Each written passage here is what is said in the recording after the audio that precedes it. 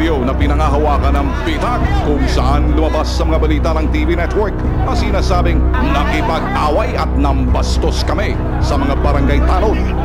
Sa video na to, makikita ang tunay na nangyari sa likod ng kontrobersiya. Ito ang nagpuputak na XO ng mga tanod sa Barangay Commonwealth na si Per Alday. Simbilis ng kidlat, biglang sumikat ang XO. Pero bago ang lahat, ipakikita namin sa inyo ang komprontasyon at investigasyon ng Bitag Strike Force sa loob mismo ng basketball court na ginawang tanggapan ng barangay. Kilos prontong inaksyonan namin ang reklamong umano'y pambubugbog ng mga tanod ng Barangay Commonwealth sa biktimang lumapit sa Bitag na si Danilo Buensalida. Saan pinapalo sa'yo? Sir, natatanggap niya. Ito. Natatanggap niya lang ilang palo. Ito, dito sir.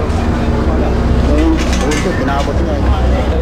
Eto, si Per Alday, bago siya nagpuputak sa harap ng mga news camera na kanilang ipinatawag, butil-butil na pawis ang makikita sa kanyang noo.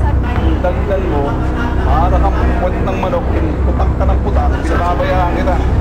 Paliwanag mo sa akin kung nag-imbestiga ka na o puro ka daldal, puro ka nawa.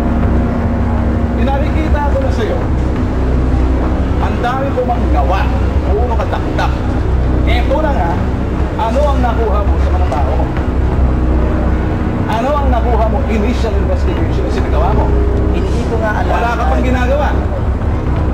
Hindi siguro makayara ng estilo ng aming pag-iimbestiga. Habang nag-iimbestiga ang Bitag, dumating ang magaling na chairman na si Jose Gaviola. Makikita ang kabastusan at panduduro ni chairman sa cameraman ng Bitag. Kakausapin ko lahat ng problema. Sinong pinagmamalaki nila? Kayo! Kayo pinagmamalaki. Hindi ako nagturo doon. Huwag mo siguro sa akin. Hindi, kasi gano'n lang ito. Media. Ay, wala po akong sinabi pero mamatay Ayan, ako. ayan, pagdali. Wala na po akong Kayong dalawang kausap ko. Ay, wag ka kumuha. Ay, nako.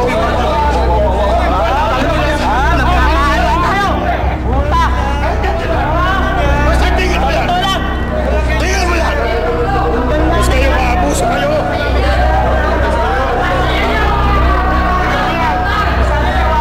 Noong mahimasmasan si chairman, hiniling niya sa akin na mag-usap kami sa isang sulok na madilim. Sumasama lang ang loob. Nakikita ka sa camera, nagwawala ka ng sigaw ka. Pinabastos mo ang opisina mo. Ako, Diyos ko lang. Hindi ako mapastos. Sumasama lang ang loob. Pagmasdan.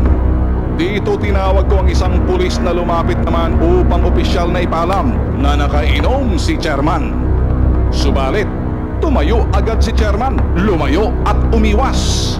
Dito muling nagwala si chairman at ang kanyang mga alipores. Maya-maya nahimasmasan na naman si chairman at pinalabas ang kanyang mga tanod. Pinatawag na lang ni chairman ang nagrereklamong biktima at mga testigo nito. Subalit, wala yung mga tanod na nambugbog.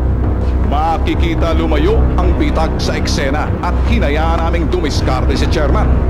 At pagkatapos nito, narito ang binitiwang salita ni chairman. Malilitaw ang barangay kung na ganito na pala nangyayari. Ano tutulong namin sa'yo?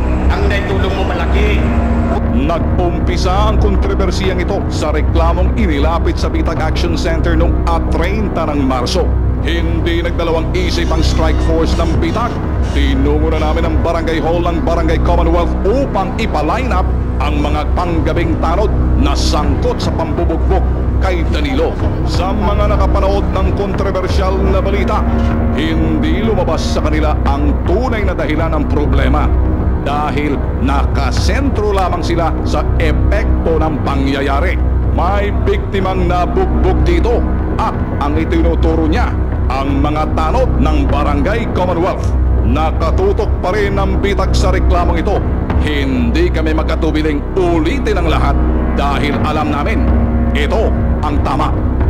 Humihingi po ako ng pansisya ng Mr. Tolpo.